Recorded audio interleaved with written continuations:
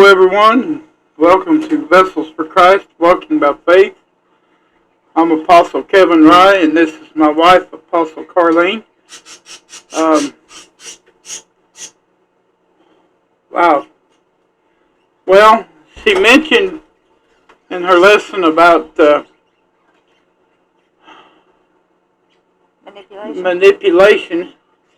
I'm having brain freezes this evening, so forgive me. She mentioned about a lesson on setting boundaries. Yes. So I think this evening we're going to talk about setting boundaries. Yes. We're going to talk some about boundaries. And so, I want to look at what Proverbs, I've got a proverb picked out that tells us something about boundaries. Okay. And Proverbs 25:17 says, "Let your foot be seldom in your neighbor's house, lest you have his fill of, or lest he have his fill of you and hate you."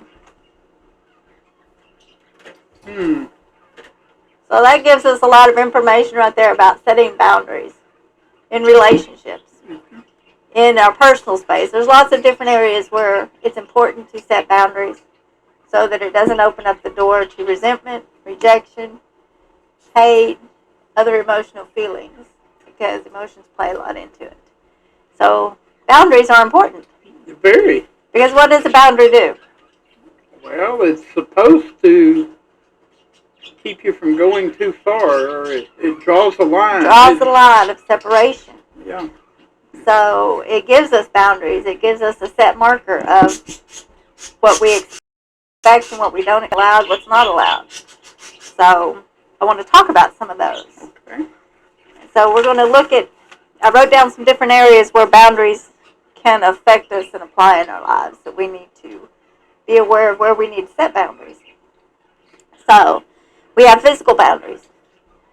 So sometimes when somebody's agitated you and they get up in your, we say, "Get out of my grill." "Hey, you're up in my space." Get you out of my grill. So when we're having communication, we need to learn to communicate. We need to learn how to respect other people's space. To know when it's appropriate to touch somebody, where it's appropriate to touch somebody, and when. And that they have the right to say, "Hey, you're in my space." Yeah. And respect other people's space. So those are boundaries where we can set for ourselves what we expect. And so as far as that goes, that also applies into sexual boundaries. Yes. When it's appropriate to touch and when it's not, who can, who can't. So these are things that sometimes have been laid out in the Bible too as well. So those are boundaries that have been set according to our moral code too, that God set out for us. Yes. When it's appropriate, when it's not. So that comes down to having respect for our own beliefs. That's a boundary. And respect for other people's beliefs. So don't cross boundaries. So we have boundaries. Where do you want to put your money? When you feel it's okay to lend or borrow or not, those are boundaries. How you spend your money, those are boundaries. So, those are things that different people apply different ways. So those are boundary markers. So we have intellectual, what I would call intellectual boundaries, which are your own beliefs, your own value, your own opinions. Right. But it's also respect for other people's opinions. Yes. So, we can agree to disagree. So we see a lot of that play out in today's society where, no, you're wrong and you think you have to argue to prove that you're right. Right. When what the Word says is God is my defender. If I'm speaking the truth according to the Word, I don't have to argue. God is my defender. I can believe what I need to believe, speak what I need to say, and go on. Yes. There ain't no need for a 33-hour argument. And God's my defender. So what if I'm going to argue with fool, it's going to prove me a fool. So we need to, because that's what the Word says. So Word. So it comes back to the Word again. Yeah. Let's use our intelligence in where we set our boundaries and respect for each other. If we Yes. love one another, we will respect that their opinion, right or wrong, is just as valuable. Okay, we have boundaries for our emotions, how we feel. So those are important. So do we let people walk on us like a doormat? You have to set boundaries. You know, if somebody is interacting with you in a way that makes you feel taken advantage of, you have to set a boundary. You have moved your boundary marker. So you have to figure out, why am I feeling this way? Is it because you're giving when you should not? You don't feel comfortable giving to begin with. So you have pushed your marker back. Right. So if you're making somebody else feel comfortable, you push their marker back. So we have boundaries with our time. Where are you putting your time, your energy? If you're married and you have a family and you work 7 days a week and you're never home, and all of a sudden your wife, maybe you've crossed the boundary of your time. You're not putting time where it needs to be spent somewhere in there. There's been a time boundary, crossed. Yeah. So we have expectation boundaries. What do you expect from people? What do you expect from yourself? You have to set boundaries. You could have your expectations set so high you'll never reach it. You could expect something from your husband to be so high that he reach it. You'll never be happy because he's never going to reach that mark. So sometimes we need to look at why are our expectations where they're at. So these are boundary markers. Yes. And they can all cause problems when they're not in the proper place. Yes. So I don't know if you want to put in. Well, I've got a couple of questions, Okay. but I don't want to No, you're fine. get But you off on a rabbit hole. Those are some of the main core issues where boundaries can get moved or pushed out of line where they don't belong. Yes. They can be violated. I guess the first question, in relationship boundaries. Yes.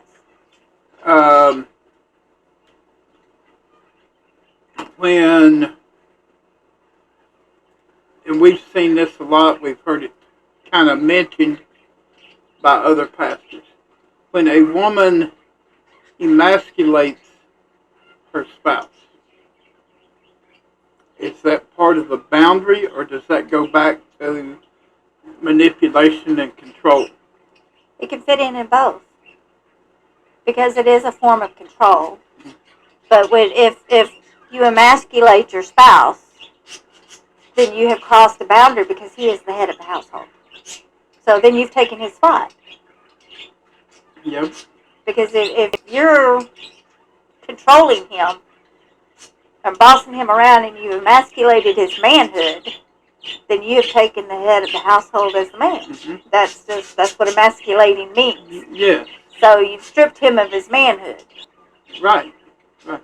And we're not talking about castration. No, we're just talking about emotionally. Maybe intelligently. If you're constantly telling him, well, you're just a worthless man. You don't do your job. You don't do this. You don't do that. You're stupid. And yeah, you're emasculating him as a man. It gets to the point they hear everything as, well, you're just attacking me.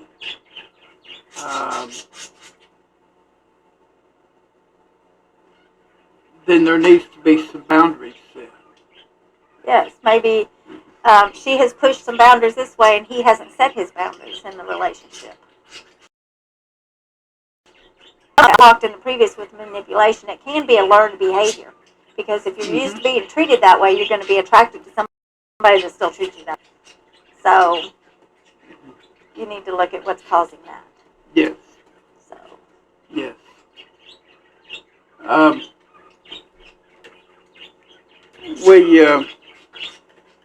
So I wanted we could look at communication skills. You need to learn to communicate. You can't set boundaries properly if you can't communicate. So if you're screaming and yelling, that's bad communication. And usually when somebody's to the point of screaming and yelling, it's because there hasn't been a boundary crossed. They're feeling that there's been an emotional boundary or something that has been crossed that has caused a wound, or there's already a wound there and you cross over and you hit that wound. You hit that wound or you knock it open and gush blood out of it. Yeah, because that boundary has been blurred. Yeah. So it's important to know, because sometimes we use boundaries to protect ourselves. And it is a protection. And this all kind of comes back to what we mentioned when we were talking about manipulation is you've got to get to know that person. You've got to get to know people. You've got to spend time and get to know them so you know, well, hey, they've got this issue. That might be a boundary I don't need to cross. which comes into that respect boundary that you mentioned. But people no more, they don't take time to get to know anybody. Everybody anymore is in such a hurry. And I'm just going to throw this out there. If I'm wrong, but I'm bold. People meet, they're in a hurry to go jump into bed together, and they're putting everything out of order. And it's because some of those boundaries have been moved. Yes. If the word says we don't partake of sex outside of marriage, then if that's your boundary, because that's what the word says, but you're out there doing otherwise, then you've broken that boundary line. There's been a wall torn down. Right. So sometimes we have to mend those walls. We have to look back and say, okay, if this boundary line that we've put here doesn't match up with the word, then we need to move it. We need to reconstruct and rebuild and repair it. So, sometimes it's work on ourselves to look and see, well, if we're not feeling respected in this area, well, apparently we've got a boundary that's been put down, because sometimes when we put that boundary up, it's what people expect. If people treat you a certain way because you allow it. Yeah. So you've got a boundary torn down. Very true. So if you say, well, they're always coming to me and asking, and I don't like it, but you keep doing the same thing and allowing it, you haven't set that boundary. So it's okay to say no. That's what we have to recognize as Christians, as children of God. It's okay to say no. And even as leaders. As leaders, no. No, not today. And the word says we are to be yes and no. Not wishy-washy, not in the middle, and not say this and that and leave it. Yes or no is our answer. That's right. But we tend to kind of want to, well, let me think about it, or give you this half answer, well, because you don't want to offend. But sometimes the best way not to offend is just say, yes, I can do this, or no, I can't. And if somebody you have to be willing to accept it, that is the answer. Not come back and keep pushing and pushing and pushing it. They say no, it's no. Then that turns into manipulation and control, and which comes back to witchcraft. So,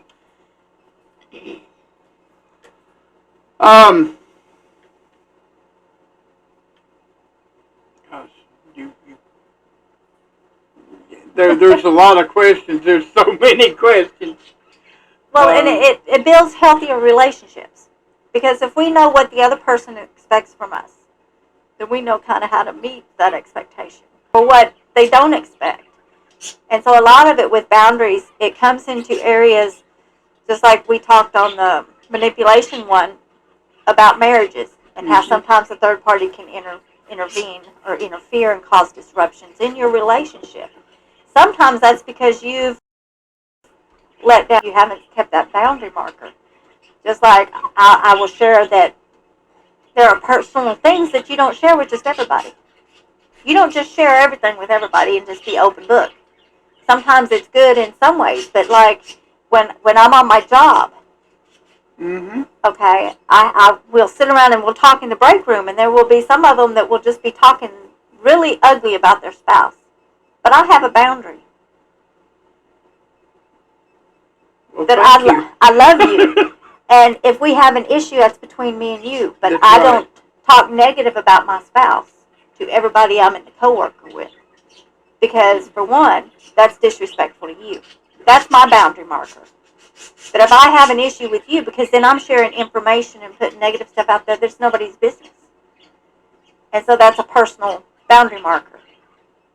If I have somebody I want to counsel with, then I go to my elder or I go to whoever. But there's certain information you just don't open up to just everybody and anybody. There are boundaries.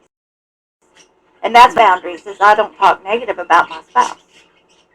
You shouldn't that's disrespectful. Go to your children. That's right. Even. So that's a boundary. You go to each other. To each other, and we take care of it. And I say, hey, honey, this is an issue, let's take care of it. Or don't go pour out all your issues to your children or to your brother or whoever. It's just because that could open up a door. Because there is such a thing where, even if you're talking, whether it's to another woman, or using me as an example, or another man, and then you could start an emotional affair. You might not be having a physical affair, but you could have an emotional affair because you're sharing too much emotional information that you're connecting with them when you should be healing and repairing and connecting with your spouse. That's right. And so these are areas where those boundaries, when you don't have them in place like they're supposed to, it can open the door where that foot in the door, like we talked in manipulation, can become an issue. Because you've opened up the door where it shouldn't have been opened because it wasn't their business to begin with. But you put it out there. So sometimes we have to look at what are we doing that might cross a boundary marker. It's just like if you have a friendship and they come and they want to borrow money and it's quite a substantial amount of money. But the word says if you cannot loan that money out without the heart of giving it, and it's going to create a problem if they don't pay it back, and it's going to ruin that, you shouldn't loan that money. That's right. And so that's part of your financial boundaries. What are you willing to give? If you're not actually willing to give it, you don't need to loan it. That's a boundary. So sometimes we need to look at that, because sometimes we lose friendships because, well, I loaned you $100 and you spent 2 years and you still hadn't paid me back. And so every time you get with that friend or that's all you're thinking about, that's what your relationship has become because you crossed a boundary you shouldn't have crossed. So these are ways that it plays with setting boundaries. And why it tells us in the Bible reasons why we should not do that. Just like the Proverbs one. You spend too much time over at your neighbor's house all the time, they can't have no privacy, and you're just in their business all the time, they will come to resent you. Yes. So sometimes you can put yourself in a situation where you're not needed all the time, and they will resent you. So we need to be careful where we cross boundaries. We have our own house to take care of. I don't know if you have anything to put on that. No, I'm enjoying this study.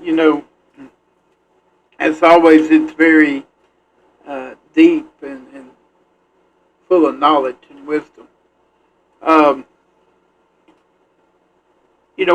We set boundaries in everything. Even with our kids, we've got to have boundaries. On the job, like you've mentioned, on the job, of course, in a relationship. What about setting boundaries with God? Yes. It's important because a boundary keeps your relationship with God healthy. It's like, okay, if you're going to allow other things to come into your relationship with God, it's going to distract you from God.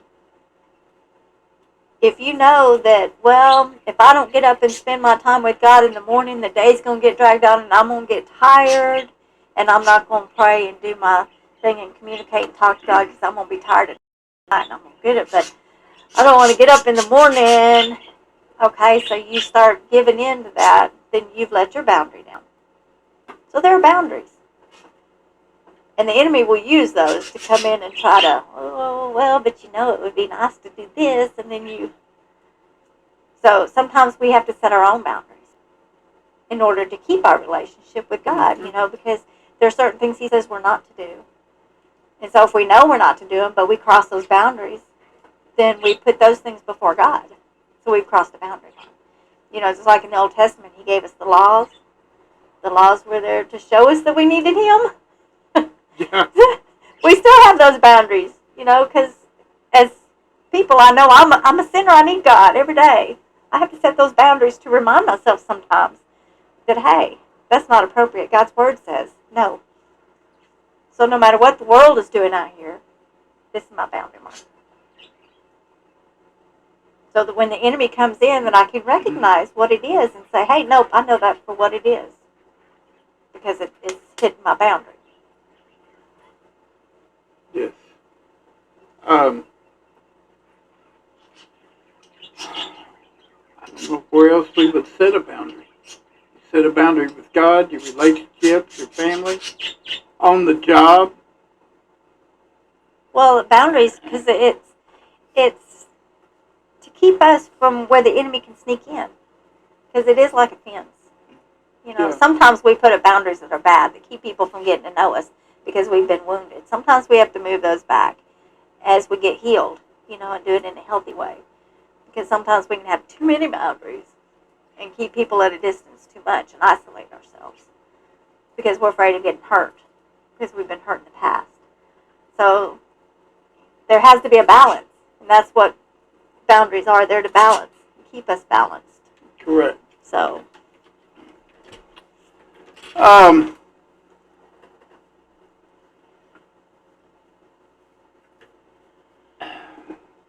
I will say this. Spiritual boundaries are how we protect the health of our relationship with God. So we want a healthy relationship. yes, So, in everything. in everything. And so, it's like I talked about the sex out of marriage because sex is a big one.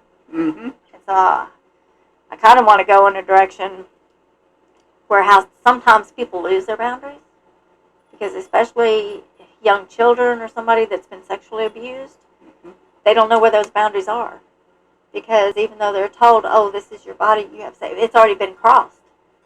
And so they don't understand. It's been violated. It's been broken. And so it twists, and that's what evil does. It twists and um, will distort, yes, where those boundaries are. And so they will feel like they don't have those boundaries anymore. And so sometimes they will go out, young girls, young boys will become promiscuous, will be this, because they don't have those lines, those boundaries drawn anymore. They've been violated. Right. And so we need to, that's a area of warfare, because they need to learn how to set those boundaries and that they have the right to set those boundaries, that they can say no, Mm-hmm. and that they can be healed. It's like a semi going through a chain link fence. Is how I envision it. When we say that those boundaries have been wrecked, their emotions have been wrecked. Imagine a semi or a train going through a chain link fence. Yes, because it's all going to be all twisted and mangled. Yes, it's a violation of not just the physical, it's of the spiritual, it's of your mind. It's so many degrees that have been violated of those boundaries that there's lots of repair that has to be done. Yes. And so it's like the word says, don't move somebody's property boundary. That's basically what's been done. Their property boundary has been moved and stripped away. And so I want that as a visual picture so somebody can understand what happens when somebody is sexually violated. And that boundary marker has been violated and moved. That it's not just a physical attack. There's going on, yes, it's all levels. Yeah. And so that's why it is so evil to mess with somebody's boundary markers on those areas. So. Yeah, and then that opens up the doors for issues within a relationship where they may love somebody very much, but they have issues expressing themselves in that way. Yes, because they don't know how to emotional and all the damage that's been done in other areas, that they set that boundary of protection to protect the other areas of their lives. So they'll put a physical boundary up to protect their emotions and their psychological and just everything else because they're still under attack. Correct. And so that's an area of ministry of healing that is very difficult because it is on so many different levels, so many different areas of their lives. So. And it's one that, like you say, it is a big issue because, like I mentioned earlier, so many people are in such a hurry, and I think part of it's because our culture and our society have put it out there that it's okay, but especially the younger people, everybody's in such a hurry to just go jump into bed. Well, You know, there used to be a saying about that when we were growing up, but uh, it's it's out of order of not only God's word, but really with the values as people. Uh, there's an order to things, and it's important to keep order. Yes, and that's one of the things of setting boundaries, of um, understanding what you believe, being willing to stand up for what you believe.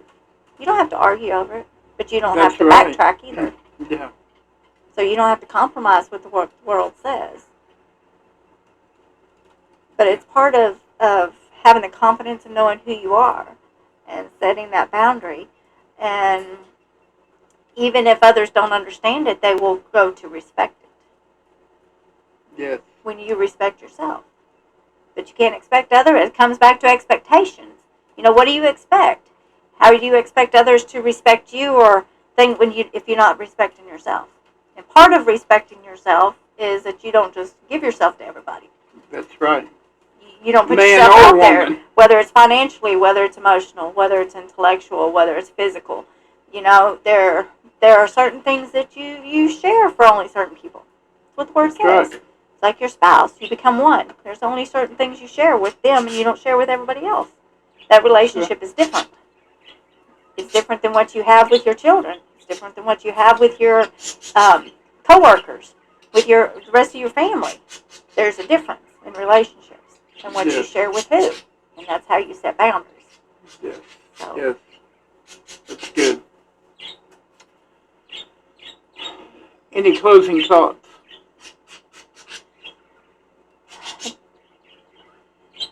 don't be afraid if your boundaries don't match other people's. Right. Well, Apostle, thank you for this lesson. Um, if you have any prayer requests, uh, just please send them in. Um, Carlene and I are working on our calendars, so if maybe your church or women's group, men's group, whatever, is interested in having us come share a word, come share a testimony, then get in touch with us. Our contact information is at the end of the broadcast. Uh, we thank you for tuning in. Uh, we're always praying for you. God bless.